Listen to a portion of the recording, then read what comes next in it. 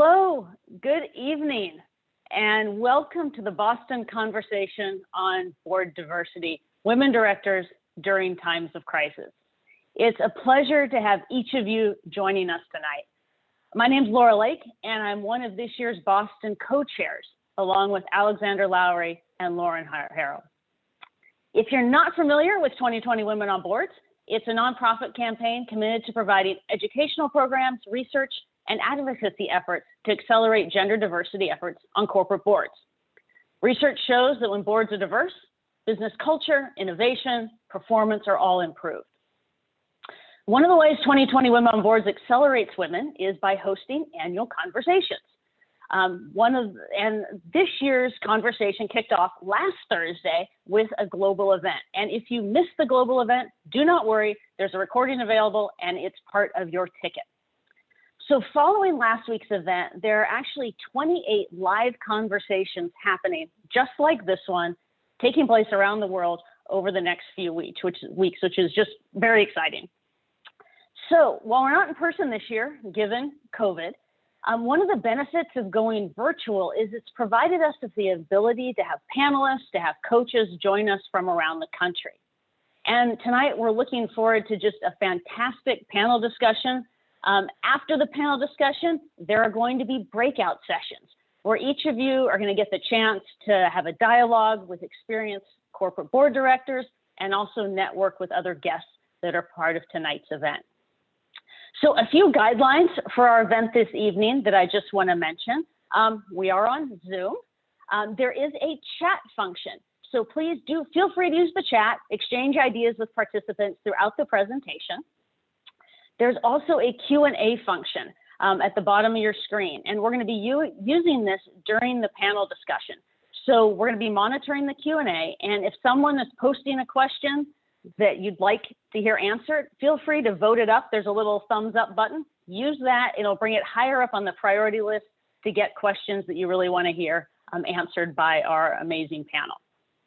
So with that, I'm going to welcome our first of 3 platinum corporate sponsors for the Boston event. The first, from my very own firm, Breckenridge Capital Advisors, Peter Coffin. Hi, thanks. Thanks, Laura. My name's Peter Coffin, and I am the president of Breckenridge Capital Advisors, and we are pleased to be the one of the platinum sponsors for tonight's event. Breckenridge is, by way of background, Breckenridge is a fixed income investment management firm, and hang on, I'm starting my video, sorry. And with a strong focus on integrating environmental, social, and governance factors into our investment process, we are keenly aware of the benefits that diversity of thought brings to any organization. And research has shown that not only do companies benefit from and perform better when an executive team is more diverse, but gender equality also produces better outcomes for society at large. Therefore, we're excited that women hold an ever-increasing percentage of the board seats of Russell 3000 companies. There, of course, is much room for improvement, and Breckenridge is pleased to be part of the effort, and we look forward to this evening's event. With that, I'd like to welcome Mali and Stephanie to talk about gender diversity statistics. Thank you. Thank you, Peter. We really appreciate your sponsorship and the support of all the other sponsors as well. It is great to join you in Boston this evening, especially since this is where Mali Giro and I founded 2020 Women on Boards 10 years ago. So in 2010, we were dismayed by the lack of progress women were making in the boardroom. The percentage of women in the largest 100 companies here in Massachusetts was only 11%. And that hadn't changed very much in the past decade. And we knew that in 2011, the percentage of women on all US Russell 3000 boards was just 10.6%. So year over year, we report on the number of women on corporate boards on the Russell 3000. Those are the largest publicly traded companies in the United States, which we feature in our Gender Diversity Index and database published annually on our website. The percentage of women in the Russell 3000 has steadily increased in the past 4 years. It's gone from 16% nationally to 22.6% women on boards of the Russell 3000 in 2020.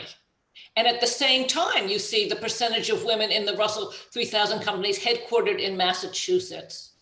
And that again started above average and continues to be slightly above the US average there, increasing from 17% to 22.7% in the past 4 years. Among the 25 states in the US that have more than 20 companies on the Russell 3000, all but 2, Florida and Utah, exceed the 20% goal for women on their boards this year. The state that achieved more than 20% for the first time are Arizona, Colorado, Indiana, Pennsylvania, Tennessee, and Texas.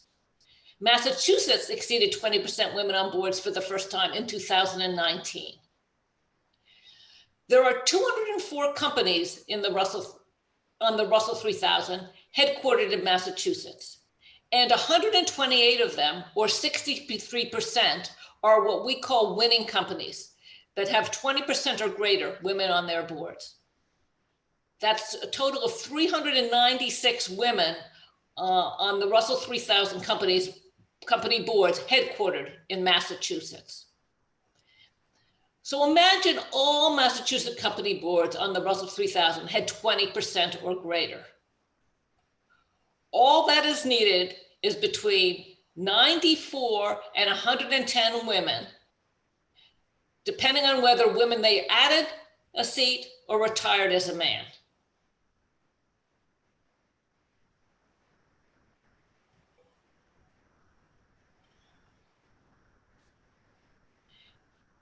This year, we go next slide, please. We're celebrating our success and the completion of the first phase of our campaign. Yet we all know the 20% goal is no longer good enough. Here to tell you about where we go from here is my good friend and co-founder, Mally Gero. Thank you, Stephanie. I'm Mally Gero, zooming in from Jamaica Plain. So if 20% is no longer good enough, well, what is? Can we have the next slide, please? So we made a bold decision a year ago when we were thinking about what we were going to do next, and that was to set our new goal at parity, which 2020 Women on Boards calls gender balance. Next slide, please. Great. So where are we nationally and here in Massachusetts? Well, nationally, out of 2,982 companies, 163 of them have gender balanced boards. In Massachusetts, out of 204 companies, 10 are gender balanced, which is about 5%, which means we have our work cut out for us. Next slide. Thank you. Our new vision is that all public companies will be gender balanced, with women holding half of all corporate board seats. Let that be a model for all companies, corporate board, corporations, private company board, nonprofit boards, trade and government commissions. Next slide, please.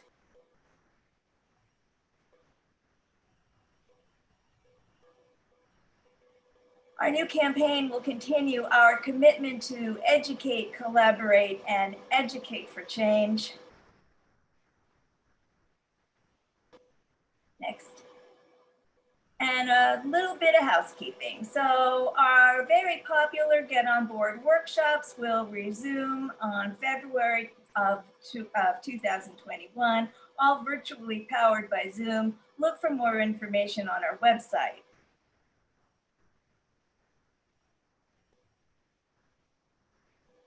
And we're introducing a brand new program, which we're very excited about, Path to the Boardroom, developed for women in their mid-careers with an ambition to serve on boards between the next 5 and 10 years. Look for that in Q1.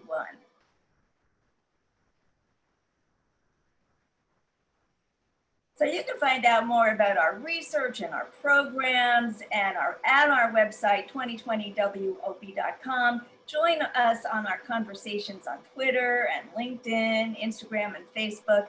Thank you so much for being here today. And I'd like now to welcome Brenda Travellini from BNY Mellon Wealth Management, one of our global sponsors. Thank you.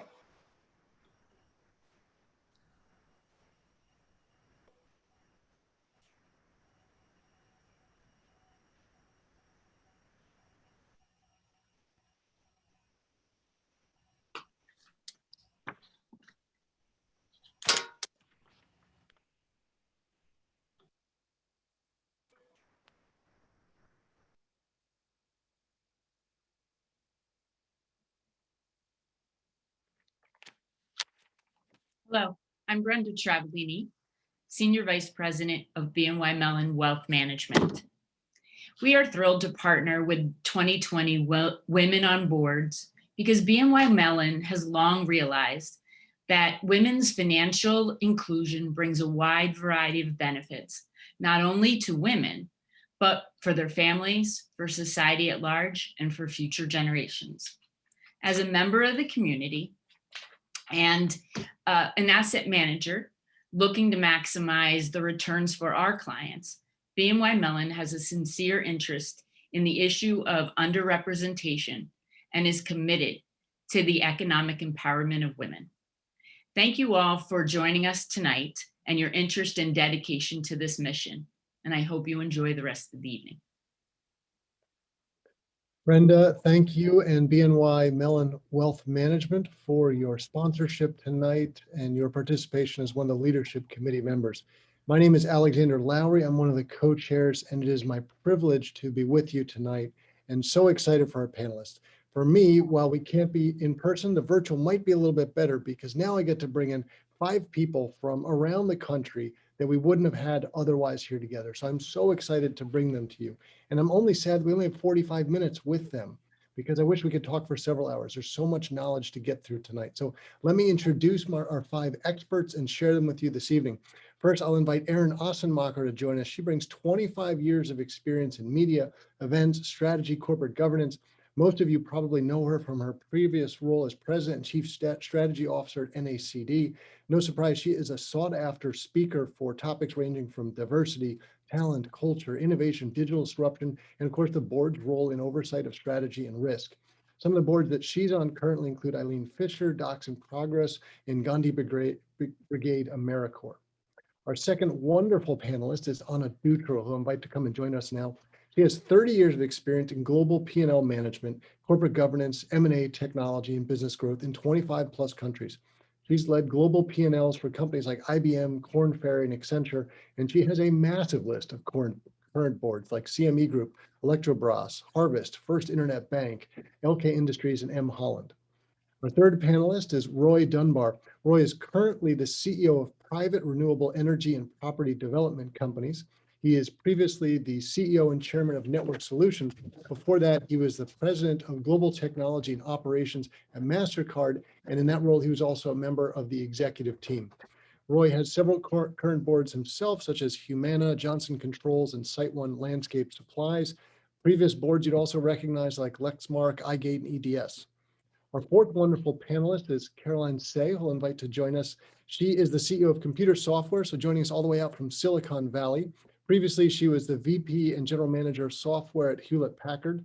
Before that, she was at Yahoo and IBM. Her current boards are names you'll recognize like Coca-Cola and Morningstar, previously on Rosetta Stone. And last, but certainly not least, we welcome Michelle Hooper to join us. She has 30 years of corporate board experience. She is an audit committee financial expert, 20 years experience chairing audit committees. Despite that, she has a lot of fun. She has several current boards you would recognize like United Health Group, United Continental Holdings, the Smithsonian National Board, previous boards, long list again as well. So PPG Industries, Target, Seagram's, Warner Music, AstraZeneca. Oh, and she was also an NACD Director of the Year in 2017. So I wish we had tons and tons of time. We only have 45 minutes. So let me just jump into this. And I'd like to set the scene. So I'm going to give each of our panelists, I'm going to challenge them to do it in 2-3 minutes max to try and answer this first question. So I am pretty confident that about 101% of our attendees today are eager to hear tonight about your patented best practice method for securing a paid board seat. And many people often say that plus ideally a public company, what I'd really love to know about. So I would love if each of you could just share in that 2 to 3 minutes, what is your approach that helped you land that first big board breakthrough role for you? And I will start with Aaron, since I invited you onto the screen first.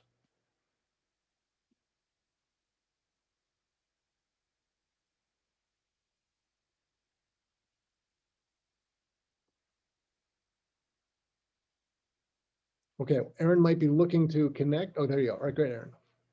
I wasn't sure if you guys were controlling that or I was. Sorry about that. Thank you so much for having me. I'm so thrilled to be here this evening and so honored to be amongst this distinguished group of panelists, many of whom I feel like it's like old home week with a lot of my favorites from my time at NECD. So happy to be here.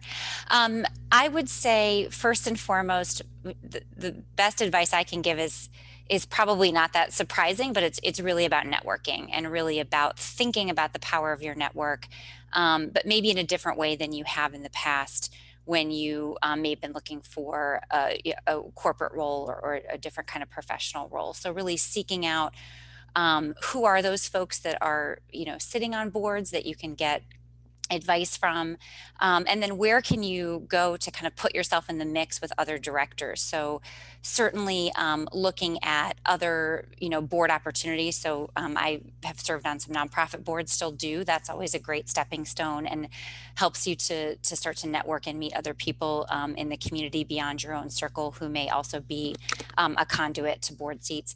And then the other thing I would say is thinking about your unique skill set, experience, the expertise that you have, whatever that may be, whether it's law, cyber, digital transformation, experience you've had in global markets, starting to put forth that experience in a way that really sets you apart as an expert. So speaking on panels like this, writing articles and publishing them on LinkedIn or looking to get published in other places, where you can really get some eyeballs from folks who could be a conduit to a board seat and can really see what you can do and what you bring to the table. So I know I don't want to steal Carolyn's thunder, but I know from talking to her that is actually was the way that she got one of her first corporate board seats. So where you can really set yourself apart and really show what you would bring to the table as a board member and looking for those opportunities. So those are a couple of things I would point out.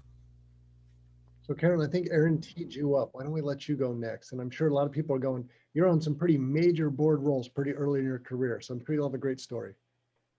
Thank you so much, Alexander. And Aaron covered, most of it. I think the one thing I'll add is, no better than to just do very well in your operational role. And think of your operational role, not just as your day-to-day job, but as opportunity to build a brand, thought leadership and presence, right, outside of the company that it is that you're running or you're working for. Back in 2013, I joined my first board, which was Rosetta Stone. And, at the time, I actually worked with an executive coach who said, you are just so head down, so focused on your job, you've got to realize that networking is important. And at that time, I thought networking was just an extracurricular activity. And I thought it was not conducive to my day job and role. And this was when I was back at HP. But I took what he said to heart and ended up speaking on a panel at a VentureBeat conference in the marketing and technology space. So it's heavily aligned with my day job and the work that I was doing. And it turned out that someone in the audience was an executive at Rosetta Stone. And he had reached out afterwards and said, everything you talked about is what we're trying to do at the company and where we're headed. And it was serendipitous in that there was an opportunity to connect and get in touch directly with the CEO and the board and start the discussions from there. So when I didn't take any of that very seriously, the opportunity to go speak, really think about what it is that you have to offer and being able to, make that a part of who you are in what you share externally is a big part of that path and journey to finding your first board opportunity. Okay, so why don't I pivot from there? And Michelle, I'll invite you on next, because something that Caroline picked up, we think about your profile of say 20 years as a qualified financial expert leading audit committees. Everybody gets that after Sarbox today, that you have to have it. That's a slam dunk. But when you were starting your career, it might not have been the same way. So how would you answer the question about the breakthrough stuff that happened for you?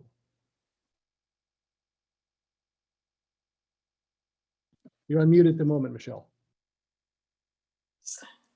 I thought about unmuting myself, but you were still talking. So first of all, I agree with everything that Aaron and Carolyn said, because quite frankly, everything old is new again, okay? When I got on boards, which was back in the mid 80s, some of you probably weren't even born, but when I got on my first board, it was very much the same thing. I got on a board because I was running a large international company for a US-based company called Baxter International. I ended up getting a lot of visibility because at that time I was a 38-year-old Black woman, and I had total P&L responsibility for a fairly large operation. And prior to that, in my day job, I used to do, I was the type of person that found it difficult to say no. So I did a lot of speaking, outside speaking. I became an expert in the healthcare field as it relates to changes that were going on in healthcare. And there were a lot of changes going on in the 70s and early 80s. And I became the go-to person, and I did a lot of speaking, a lot of writing on panels, as Aaron was saying, had a great deal of visibility. And then add to that a P&L line operating role.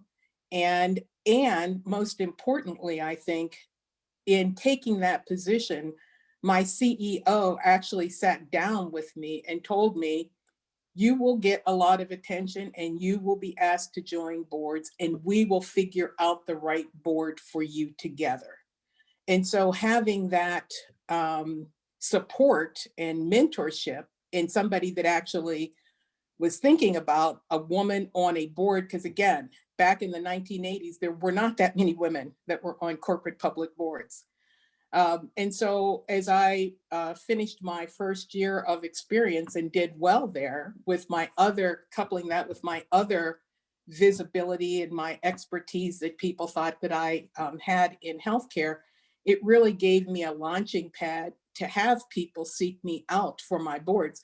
But I will tell you, having a CEO who is, or a leader in your organization that is supportive, for me was key, but also taking my time and figuring out what the right first board was, I think was the best thing I ever did.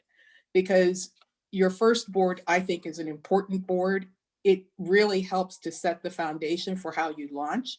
My first board happened to be the old Dayton Hudson Corporation, which is now Target.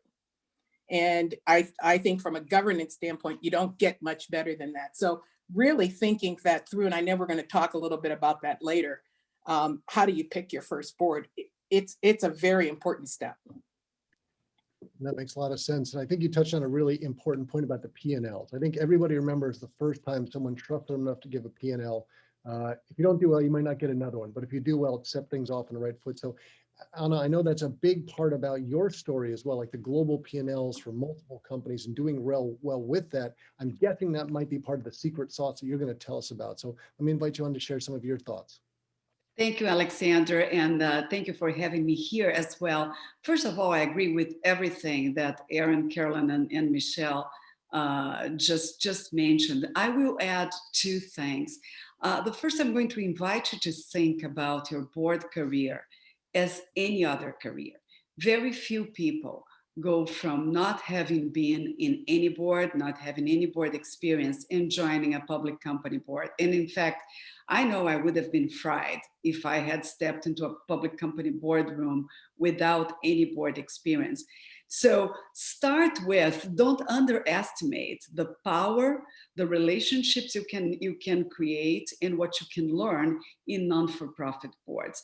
Go into advisory boards, then go into foundation boards, small private company boards. And you know what? You may find along the way that there are actually certain types of boards that you enjoy more being a part of than public company boards. They are all completely different. The other point that I will add is, yes, have P&L responsibility and figure out what your brand is, if it's going to be leading global P&Ls, which was mine, and doing global acquisitions and digital and technology, or what else. But the bottom line is work extremely hard in every board that you're in. I to these days, I'm in public companies, private companies, and non-for-profit companies. I work as hard and I contribute as diligently in the non-for-profit boards as I do in the corporate boards. And guess what? My first corporate board I got because of somebody who saw how mindful and dependable and hardworking I was in a non-for-profit board. And when an opportunity opened in a corporate board, that person thought about me. So the dedication, the hard work, the preparation, and then the last thing that I'll say is, we talked a lot about holding P&L responsibility. I've seen several leaders who are great P&L leaders and who are actually not good directors. So first of all, don't underestimate the power of educating yourself. To these days, I not only speak in conferences, but I also attend conferences where I'm always getting updates on trends, on issues, on certain areas that I knew about, but I didn't have a formal education. Last year, I got certified as a cybersecurity expert. I have a technology background, but I thought that was important. So that counts as well. So that's your being a grounded whole board director. Now, Roy, you're not going to be surprised. I'm about to invite you on, and I won't prejudge your answer, but we did talk about how in the introduction, being a part of the executive committee, one of your prior roles, is a prominent thing. And I'm just going to guess, maybe that might be a little bit part of your story. And if it's not, maybe we can sprinkle a little bit in there, because I'm sure that was great exposure with and to the board work. Well, Alexandra, I'll build on that. And thank you so much for inviting me. I actually feel a little bit like a thorn between these wonderful roses. And I will simply build further on the comments that have been made with two things. One of them, which I hope we will come back to later, is the NACD.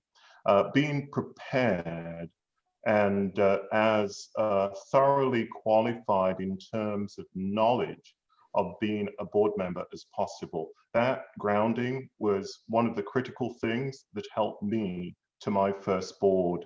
And I would very much encourage the women engaged in this discussion to actually join the NACD if you haven't already done so, become more involved, because there's a little secret that I learned that the NACD itself is one of the largest, if not the largest, organization in filtering women onto boards. And maybe Erin will say a little bit more about this later.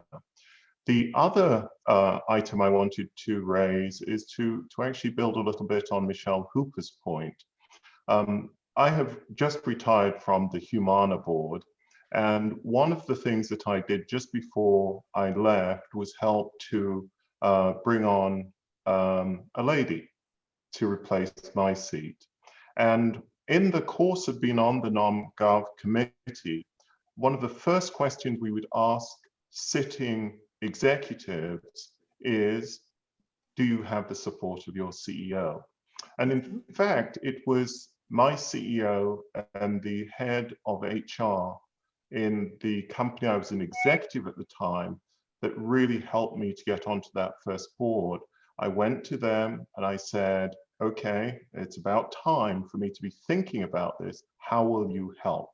You know the leading recruiters because you're bringing executives to the company, you're bringing in directors to the company, will you introduce me to the people in the board practice of those firms? And my very first board came about through such an introduction. And indeed, the CEO, chairman of the board at the time, actually flew to meet me in my office, not the other way around, because of those linkages. So those would be the two key things I would share. Roy, that's great. Let's pick up on those nuggets, because I can interpret some of what you've said as guidance for all of us, of being assertive about what we need and clear with other people, because only then can they help us, right? So they have to know what we want. Clearly, we need to be qualified, which is what you're talking about. So I'm going to open up the next question to the floor. And I know all of you could answer this. So I'll let whoever wants to jump in start, and we'll build off of that. If you were to go way back when, to when you started in your board journey, if you only wish you knew this one little secret, oh my goodness, it could have been easier, faster, more fun, however you want to describe it, right? So when I think about when I left college, I thought, I'm going to get a job my own. I'm not going to ask anybody's help. That's weak. That's silly. I'll liken that a bit to board stuff. Trying to do it on your own, not the smartest thing. And I'm sure most of you have better thoughts, ideas, and war stories around it. So who would like to start us off? Alexandra, I'd be happy to chime in on this one and start. I serve on the audit committees of both of my public company boards. And someone once said, a CEO of a large public company said, "You're a sucker for being on audit committees, so many audit committees." I don't know if Michelle, you've gotten that ever. But I think one thing that I wish I'd known before my first board experience. So by the way, I mean, it was mentioned a couple of times, right? Anna and Roy being very prepared.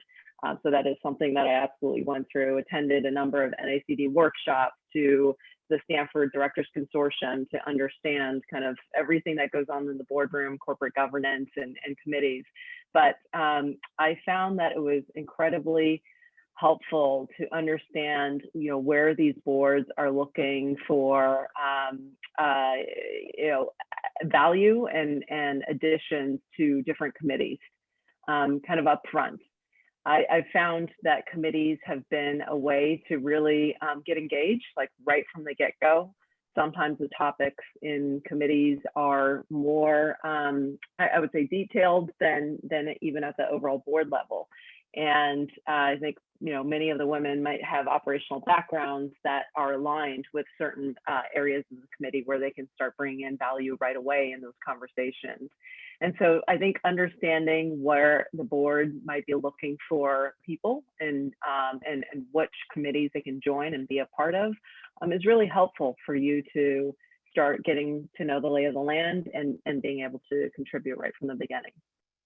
So I agree with Carolyn, but I have to say, Carolyn, that being on an audit committee right off the bat is the best way to learn about the company.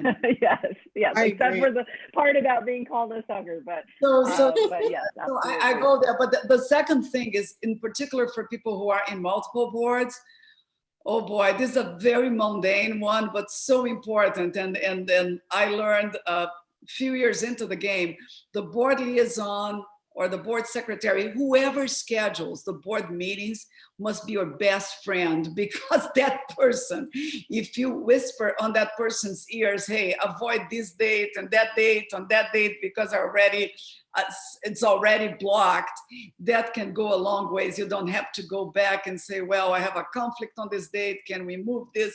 Can we move that? So being best friends with whomever does the board scheduling for the following years. One thing I go ahead. Oh, go ahead, Michelle. Please. I was just going to say, I think one of the things that I knew going in, but I don't think it can be emphasized enough, is when you are brought onto a board, typically you're brought onto a board because you're bringing certain skills or experiences to the board. And in today's day and age, they use the skills matrix that NACD is very, very fond of and has been preaching about for a long time. But you can never lose sight of the fact that you are a director. And so therefore you may be brought on because you have great audit skills or you're a cyber expert, that you are responsible for the whole shebang. All the decisions in all of the areas are part of your responsibility and your accountability as a director. And so I view my responsibilities as a director as a profession.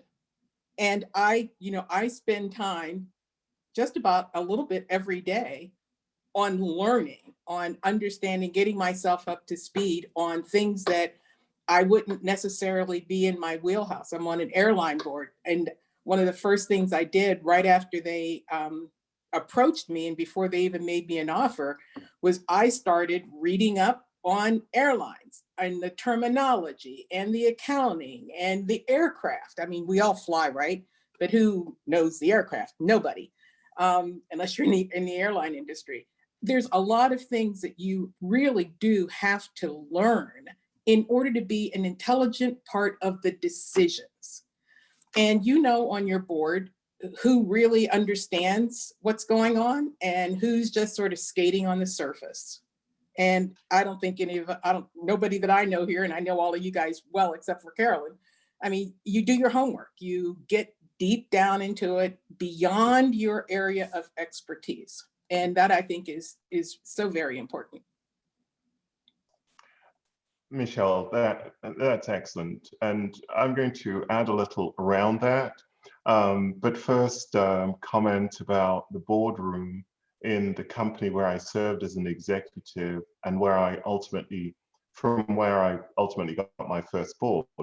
In that boardroom, every board member had a set seat. Not only a set seat, but their name on a brass plaque on the seat, which used to make me wonder what godlike creatures are these people that they have their own set seat and a name seat. And when I was invited to join my first board, I was actually put on the audit committee. And there were two other members. One of them was the then chairman of Deloitte, and the other, the then chairman of E&Y, both accountants, CPA, CEOs. And I thought, wow, I'm between the gods now. What will I do? The very first meeting, a question was asked of this newbie director who just so happened at that time had a technology background. And I answered. The rapt attention from the management and more amazingly from these two high-flying CEOs was amazing. So recognize that you bring a level of expertise, a level of experience, whether it is the line job or the staff job that you have, your life experience, that is highly relevant. Thank God the days of plaques on the back of chairs is gone. But this notion that you have something to contribute, and as Michelle said, critically, you then build on that with education and broadening. And one of the things that really has struck me in my board career is, non-gov committees look at these skills matrices and they say, oh, we need this type of skill and this type of experience, and that's how they recruit. 6 months after they brought that person on board, if that individual is a good director, everyone will have forgotten that background, because that only gets you to the conversation. It is not what really helps you to become a great director. Correct. I agree totally. One thing I would just add very quickly before we move on, building on both Michelle and Roy's points. I mean, Michelle, to your point, your first board really sets you up. And if you really are thinking about this as sort of the next phase of your professional career, that you want to continue board service, I think Michelle's point is so important, which is you have this amazing opportunity to not only contribute, but to really soak it all in, to learn, to build on the expertise that gets you in that first board, to then, be able to have a more of a portfolio of board expertise to get you on your next board. And if you are joining a board because you have a certain skill set, but maybe not industry expertise, look to your other board members as mentors and as people that you can, well, pre-COVID, grab a drink with, now, hop on a Zoom with. I'm on the Eileen Fisher board, as Alexander said. I don't have a background in the retail space, and one of my board colleagues in particular has been invaluable to just kind of bounce things off of between meetings, pressure test some thinking, because she is very steeped in the industry. So really taking it on as an opportunity to learn kind of a whole new craft, I think it's a critically important point. Can I go back to the NACD point, though, that Roy brought up, and I think we've all touched on a little bit in our talking. You cannot underestimate the value of the programming, the governance structure, the critical thinking that go into the wide variety of programming that you can get through being NACD. I'm a little prejudiced, along with Erin. I've spent many a year as a faculty member for NACD. I've been on numerous panels, all of this stuff. I do it more for me than I do for NACD. And I do it for me because in preparing for things like this, or preparing for teaching of director professionalism, I have to keep myself current. I have to keep myself looking at where the governance process is going to. And then that helps me be a better director.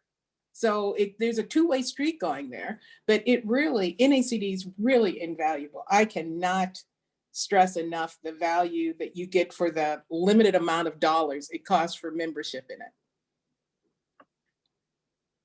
So let's go there. So we're all singing the praises of NACD with good reason. A lot of good education happens there. And maybe, Erin, we're singing your praises because of all the great work you did there at NACD to make sure it delivers that. The networking that comes out of that automatically. But let's frame it from this perspective.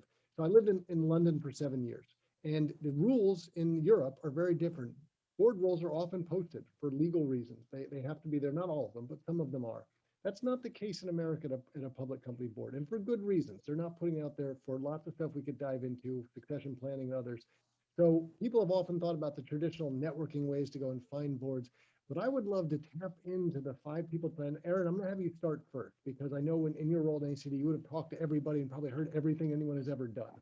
But I'd love to hear some sort of non-traditional networking habits that we might suggest tonight for people listening. Our audience might be people that are ready to be in a board now, or maybe in a board trying to get their next board, or perhaps thinking a few years in advance, I need to start doing the things that are going to make that successful for me.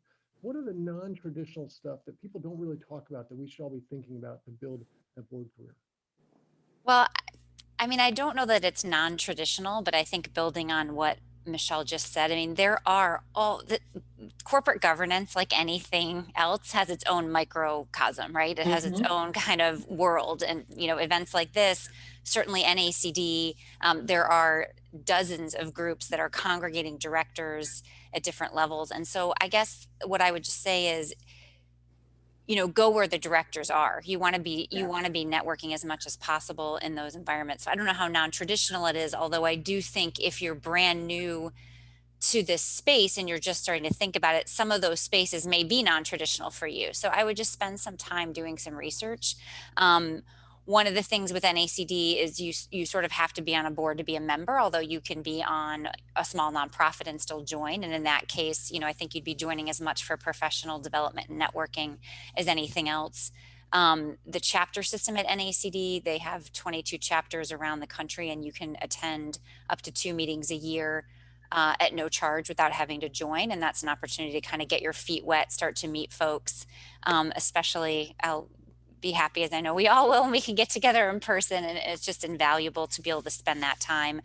But I think too, and Anna touched on this, really looking at, if you're not already, really looking at nonprofit board service as part of your board career, as part of your portfolio, as part of that way in. I know for a lot of executives who are incredibly busy, it sort of feels like, when am I going to find time to do this? But I can't stress enough how valuable that can be, both in terms of experience, but also to Anna's point about how she got her first board, the networking that you get there that can reveal some non-traditional, contacts and sources.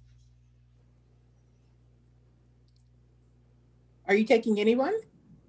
because I have a point to add to that, because I feel strongly that it is nonprofit is a very good avenue in, and I did a number of nonprofit roles early in my career, including building or being a co-founder of a credit union from scratch at my previous company, which is now one of the largest credit unions in Illinois. I really, really love that.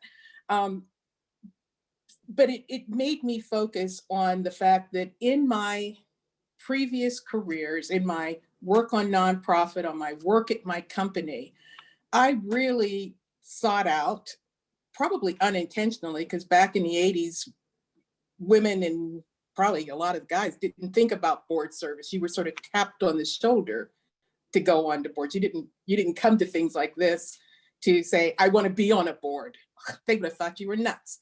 But anyway, back then, I gravitated to leadership roles in the not-for-profits on which I served. And it's more important than being a member of a not-for-profit. I think you have to have the opportunity either to be one of the officers or chair a committee or run a campaign. You have to do something that gives you leadership chops that whenever you present that to somebody that's on a board of directors, they can take that and equate that to the types of skills you need to have to sit on their board. So it's not just being on a not-for-profit, it is thinking through the skills and the experiences that you're going to get while you're there. And the hard work, as Anna was saying, the hard work that you're going to have to do to get yourself noticed and to have that as a credible part of your portfolio. Michelle, the not-for-profits, for all of us who have served on both not-for-profit boards as well as public company boards, we will quickly say that the not-for-profit board service was more difficult, more challenging. The resources are very few. The lifting has to be done as much by the board members as the other individuals who may be salaried in that particular organization. So the preparation that one gets is absolutely enormous. And then, of course, what you are giving is helping that organization move. I love your story of the credit union, Michelle. That's now one of the largest ones in Illinois. But not-for-profits do provide a fantastic amount of experience that, frankly, when I reflect back, perhaps a little bit more than some of the boards that I've actually been on as a for-profit director. So let me add two non-traditional ways. Number one is look at what you take for granted in your background that others want. And I'll tell you a personal story. I'm born and raised in Brazil, started my career with IBM Brazil and we work throughout Latin America. And took for granted the fact that then I migrated to the US and started to work in corporate America and then in Europe and all that. For me, that was just my career journey. Well, it turned out that Eletrobras, which is one of the largest energy companies in the world, the fourth in renewables, was desperately looking for a director who understood the Brazilian culture, was Brazilian, but also had experience in M&A and understood the US market. They are listed in the New York Stock Exchange. I didn't know that until I was sought after because of that. Had I known that, I would have been more intentional about that upfront. So look at things in your background that you take for granted, but might be really, really interesting for companies out there. And the other thing is look for affiliations. We have 3 women of color in this panel. I'm on the board of the Latino Corporate Directors Association, but you have ELC, Ascend. Look for those affiliations as well, because being active in those organizations that are affiliated with some minority groups can go a long way in finding your board seat too. One thing. Oh, I sorry. was going to say, because I just wanted to build off of one point that Anna made before I forget it. I really think it's a really great statistic that Women on Boards has created and has built a plan from 2010 to where we are in 2020. And we're nowhere near where we need to be. But I will also say, in you bringing up 3 women of color on this panel, less than 5% of all board seats are held by women of color. Actually, the number is 4.6%. If you think about, based on the work that Catalyst did. And so as we look to reach out and bring gender diversity, we need to make sure that that gender diversity also brings along ethnic diversity and color diversity as well, because we are, quite frankly, quite focused on bringing that number up, but it's really bringing up white women. So let's put that on the table. By the way, Michelle, that's absolutely right. And by the way, that 5% is African Americans. When you look at Carolyn and you look at me, Absolutely. 1 and 2%. Exactly. But that 4.6% is all women of color over all directors. I mean, it's pitiful. It's less than 1% for Hispanic women and less than 1% for Asian. I mean, it's we have to do better.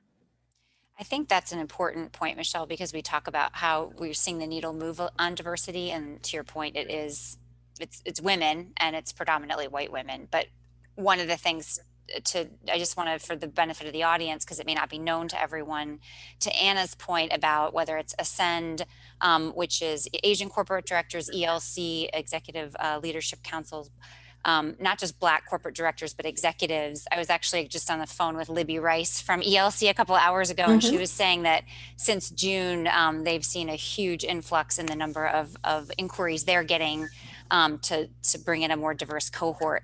But to Anna's point, it's not just about using those organizations to network, those affiliate organizations. Many of them have very focused, active work around getting their members on board. So it's not just a place to network. They really are focused on helping to move the needle for the groups that they represent. So those are important places to check out. And also, professional organizations, right? There are organizations who want to get more attorneys on boards or accountants on boards. So there's, to Anna's point, I think just looking at the whole kind of diversity of your own background and all the different things that you would bring to the table, and then looking at how you can plug in with groups that may align with some of those pieces is critically important. And then the last thing I'll say, and I just popped this in the chat as well, it kind of back to where we started. Don't wait to be tapped on the shoulder to speak at for some of these groups. Even if you're not a member of an NACD or a professional organization, I can tell you, as someone who used to head up programming, if someone sent me their CV and was an expert on cybersecurity or global or digital transformation, and they had some great experience to share, that was a boon to me. It was one less speaker that I had to find. And so don't be shy about doing some research, figuring out where those platforms are and putting yourself out there. Well, I am loving this discussion. The only thing I'm not loving is the clock ticking against us. So I'm conscious we're down to our last question. And I'm going to make this for everybody, but I'm going to have Caroline go first for 2 reasons. She didn't get in the last round, and I know we're on a hard stop for her childcare. So I'm going to let her go first. It's a weird question. It's an inverse one, right? Don't do a double negative, never, right?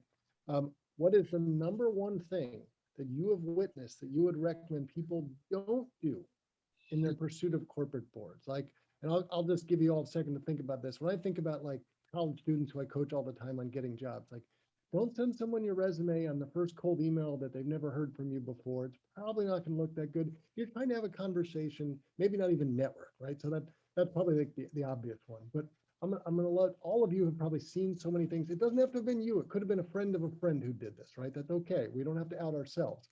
But the advice that we're giving to all of us, it's not only put our foot forward, but not in our mouth. There you go. Okay, I'll open it up. Yeah, sure. And I'm going to quickly add too for the last question, because I do want to give a shout out to Coco Brown and Sheila Ronning, who are the founders of Women in the Boardroom and the Athena Alliance, are on this discussion. Great organizations to be a part of and look at as far as board opportunities and that journey to the boardroom. So just wanted to throw that out there. in terms of you know, what I've actually personally experienced this, maybe the other panelists have as well, but I've actually had folks reach out to me and literally an email, 2-line email that says, is Coca-Cola, is Morningstar looking for a board member? I'd like to throw my hat in the ring. And I have to say, it is quite off-putting because you know, you're making assumptions about your fit rather than understanding if there might even be an opening and you know, what the board or the company may be looking for. And so I think it really needs to be a discussion. You know, if you're going to get in touch with a current or sitting board member, it's a discussion about your experience, your background, to put yourself out there in general, and to network, and such that, you know, when an opportunity that comes up that could be a match, right? Someone is thinking of you for that. But I would say the one big thing, no would be just reaching out and saying, hey, I want to be a part of, you know, this board. Can I apply now?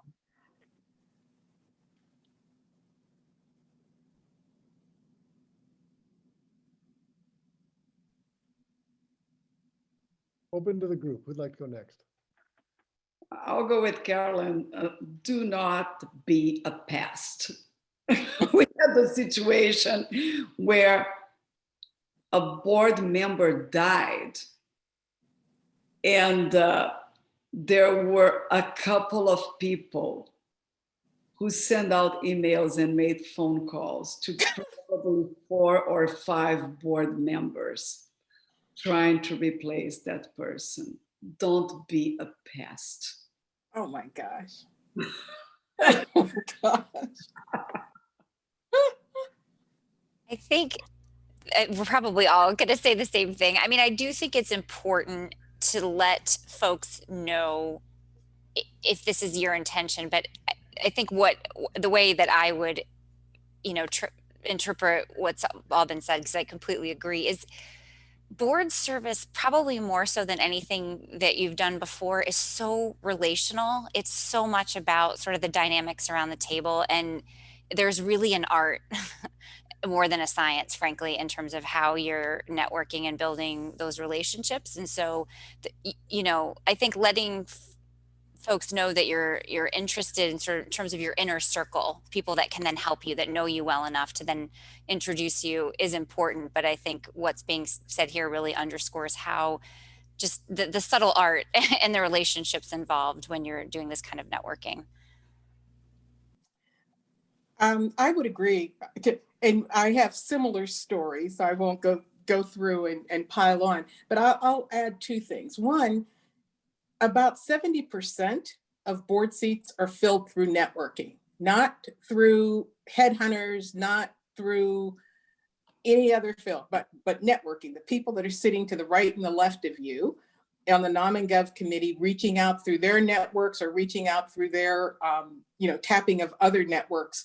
But we do the hard lifting ourselves. So it is relational, as Erin was saying. And the second point I will make is, it's what I call, you never know who has an opinion about you. You will find, and I found early in my career, when I was tapped to go from company headquarters in Illinois to run this company for Baxter up in Canada, I had been doing a lot of not-for-profit work and reaching out to people outside of my company. And so that was just me. I wasn't doing it to be anything other than helping out a couple of organizations that I liked. But when my CEO was talking about whether or not I would be a good fit, because again, very non-traditional role back then to have a woman, much less a Black young woman, do this. What happened was there were a lot of people in the Chicago community that were very supportive and had great things to say about me. And they were people, most of them I didn't even knew my name, much less knew me, and had an opinion about my work and how what my personality was like. So you never know who has an opinion about you. and is willing to share it. So there you go.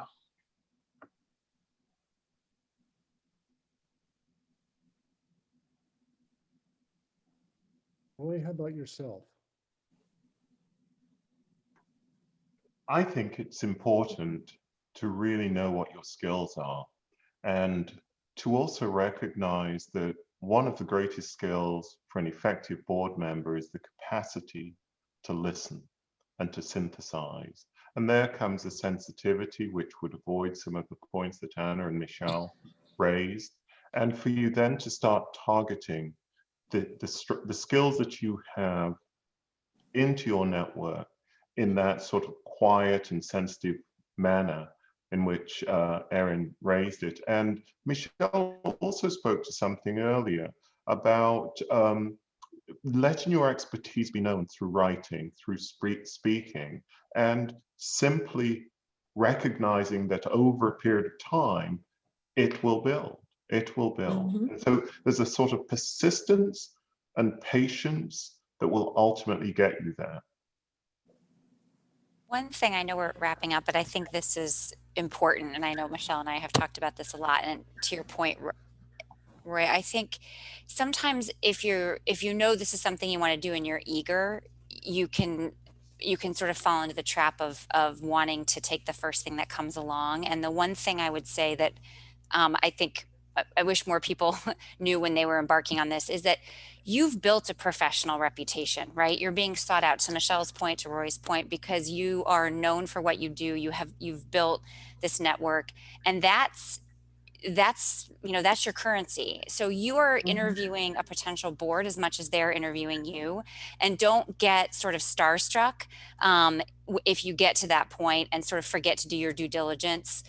And to Roy's point, to really make sure that it is going to be a good fit, that you are going to be happy, that you are going to be able to really contribute and be there for the long haul. So I think understanding sort of both sides of that coin as you're looking at potential board opportunities is important as well. Well, I have thoroughly enjoyed this. Now, I admit I'm a governance geek, so this is the kind of stuff I could talk about all day long, but I am grateful to our 5 panelists. I will now allow them to go on mute, to turn off their cameras, to have a drink of water, to relax, put their feet up. They're no longer on the clock. That time has flown by, and the 45 minutes were just packed with so much insight. So a virtual thanks to all of you, and I'm sure everyone listening will say the same. We're delighted to be with you tonight from our living rooms or offices or wherever we are.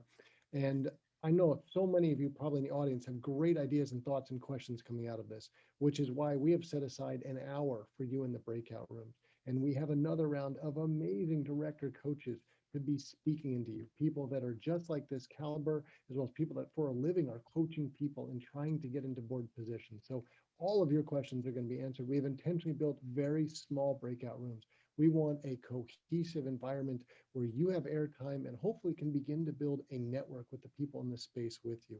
So in just a minute, I'm going to invite one of our director coaches, who is one of our platinum sponsors as well, onto the show. But I also just wanted you to know that the breakout rooms are not like this session. They're not recorded.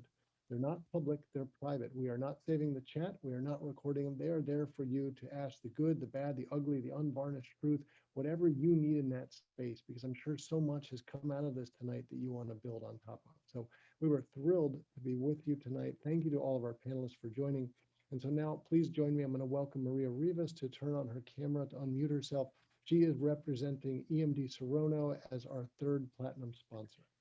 Thank you, Alexander. Sorry, I turned on my camera too early. I was too eager. So my name is Maria Rivas, and it's a pleasure to represent my company today as one of the platinum sponsors. I'm the Chief Medical Officer at EMD Serono, or known as Merck KGaA, Darmstadt, Germany, outside of US and Canada. And I'm actually based here in Massachusetts. I am actually a Latina. I'm a physician. I'm probably the only chief medical officer Latina in pharma. And I'm also an experienced corporate board director. And as such, I am committed to elevating professional women to ensure that they're fairly represented at the table. And I am blessed to work at a company like EMD Serono that also believes that we need to strive for balanced representation of women in leadership roles. And we've made great strides in our company thanks to our leadership commitment and cultural changes. And in fact, our CEO, who is from Spain, is a woman, and she said that 50-50 is a good start.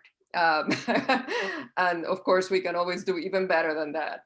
I also help out with sponsorship of talented women in my organization, and I've actually invited a number of my colleagues today from EMD Serrano to partake in the breakouts, where I will also be a coach for one of the sessions. So I really look forward to working with you and really trying to solve not just for today or tonight, but also how do we pull together to make sure we make sustainable changes here with 50-50 women on boards for ourselves, for our colleagues, and ultimately for our daughters. So thank you very much. And now we all should go to our breakout sessions. I'm sure Alexander will give that signal next. So thank you, Maria. So for everybody, if you go back to your calendar invite, you will find the information in there. It'll be the second link down at the bottom. It'll take you directly to your breakout room. And if you have any trouble, there's a whole help center waiting by to support you. You can email events@2020WOB. Of course, that's Women on Board. Events@2020WOB.com. And there's someone standing by manning that, and they can help you.